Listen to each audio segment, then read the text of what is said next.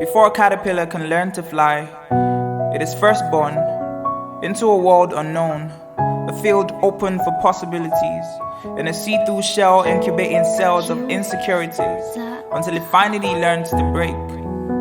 When I first met you, I mirrored the stars high up above, shining upon the earth, always in a congregation. I took lessons from God, although I couldn't possibly create heaven or earth in the beginning, but at least a conversation, a puddle into the heaven in your voice and how it made my earth quake. I am really not a fan of earthly things, but for heaven's sake, how can you be so great? I still remember how we felt to first encounter the butterflies you left in my stomach, walking into a field open for possibilities, still lingering in our see-through shells, incubating cells of insecurities until we finally learned to break.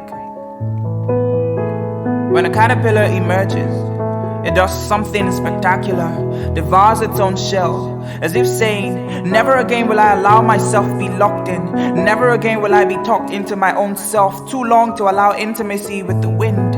It then learns to understand itself, to feed, to develop, until it matures enough to accept change. I wanted to know you, and it must have felt like an examination how I kept asking questions. Never missed a class, never not paid attention to the messages in your eyes, like when you first told me about your job, with a smile, but a look in your eyes that exposed the matrimony between passion and stress. Your desire for more, but how your body never really got the gist. I understood, because I too have experienced Saturdays that felt like crossing a finish line first, with Sundays that followed like battlefields. But then we did something spectacular. We devoured our shells, as if saying, never again should we allow ourselves be locked in. Never again should we be talked into our distress, too long to allow intimacy. And then we began to understand, to heed, to develop, until we matured enough to allow change.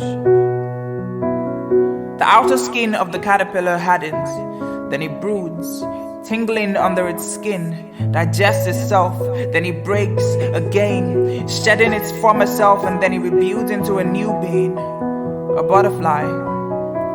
I always wondered what love meant. Wore these questions like hunched back with heavy burdens that hung in the wardrobe of my heart. A mighty volcano erupting from the insides of my skin, causing portholes, these tiny tunnels for each strand of hair to grow. I mean that now I am grown, and I'm learning at a speed faster than light that love isn't just words or surges of emotions. Love is a person, somewhere hidden inside of everyone, still covered in skin and shells. Love is divinity, it is art. I can imagine how God must have felt creating heaven and earth, the beauty in the celestial bodies and how He made the earth shake. Till date, heaven is still laced in gold and earth is still spinning. I remember the hardness in our skin, to learn that love is patient, kind, long-suffering, that love is not jealous or proud or rude, love is not selfish, not irritable, forgives and actually forgets.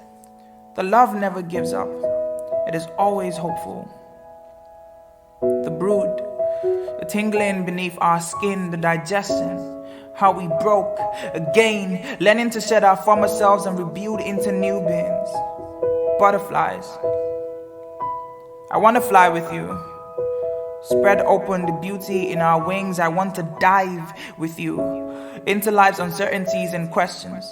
There's a sound of victory after every war, and this is my sound of victory in love.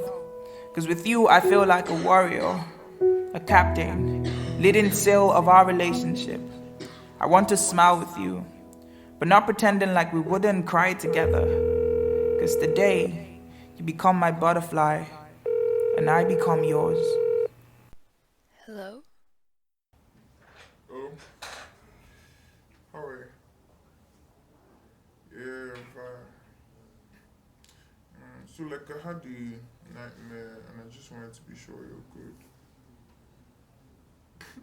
Yes, that's what I'm calling you. Don't be a fish. Yeah. We're still saying today now. I was thinking we should try out like another place. If that's.